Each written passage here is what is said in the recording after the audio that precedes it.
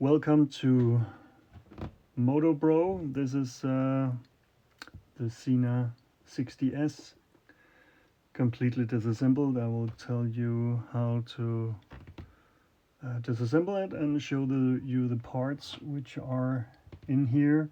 The first thing you want to do when disassembling this is taking off the spring part here. To do that, you need to get in the back and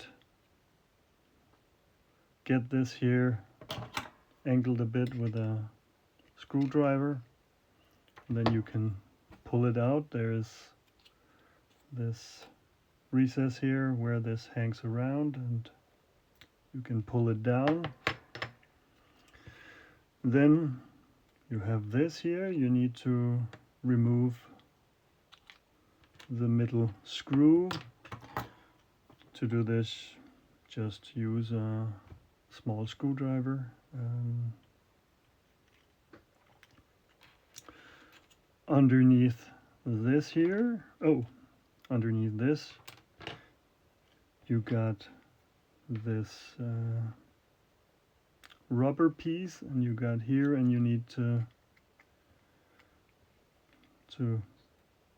loosen this. This is below a bit of silicone to make it proof against water. And then you have this part. It's in here. It's like this. And you'll need to remove this plate also with a small screw to get this here out. On the back of this here, this part here is the one that goes into the main unit, and this here is where the cables are connected. You got two types of cables. You got this here where you got an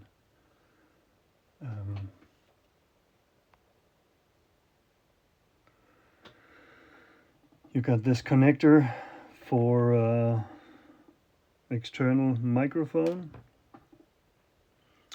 or you got this with only the USB-C connector type, and this here, which are inserted through the round part here,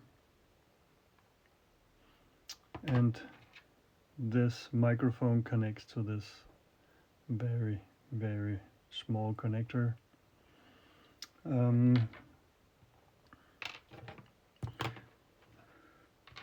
planning to do something with this, that's why I did it this way. To get into the housing, you can see there is a boatload of small screws and a spring. There you go.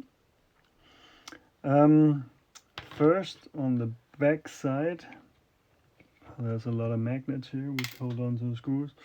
You need to remove this screw. On the other side, you need to remove this cover, and you need to remove the wheel. Under the wheel there is this part with 3 screws, which are open so you can see them.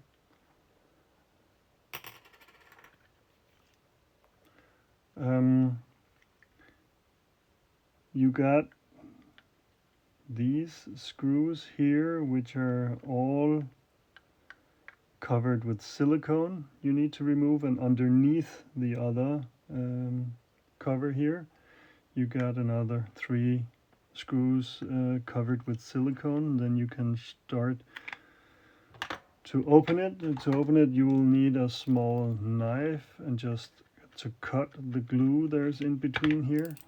Be careful not to go too far inside. This is how it looks on the inside. You can see the magnets which are used to hold it on to the cover.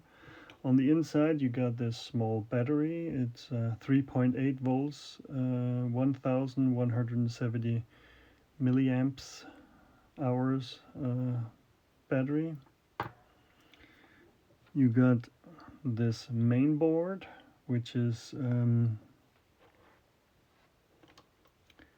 held in there with just I think 1 or 2 screws.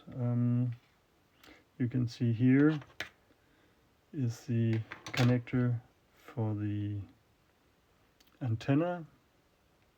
It's also covered with some sort of silicone to make sure it doesn't jump out. You got the front button, you got the rear button.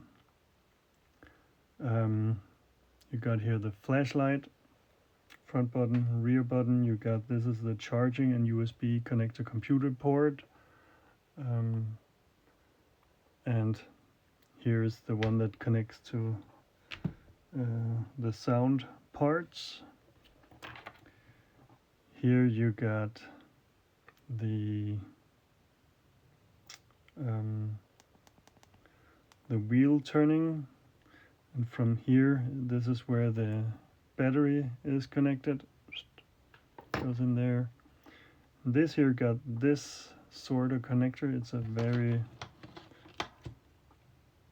small connector, you can see there, and this connects to, damn it, all the magnets connect in here. So you take this and line them up. You can push it in there, and this is how they are inside the main housing.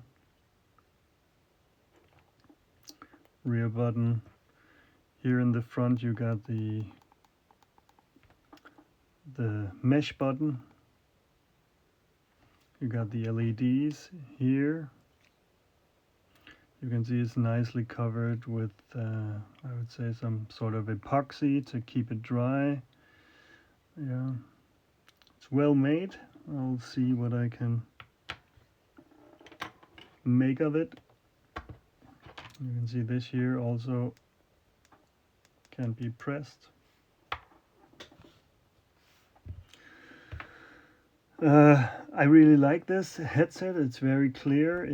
I think I got the 50B for the HJC helmets, and it's a step down. That's why I will be seeing if I can make some sort of 3D printed casing for the helmet to get it in there, because the speakers here are way better than the other ones, and I think it's just clearer. I got over-the-air updates on this here. I don't have it on the 50B, so I had this before the other helmet, and I think it's the 50B is a step down, so that's why I butchered this. I'm pretty sure the guarantee is the warranty has been voided, but we'll see what we can make with it.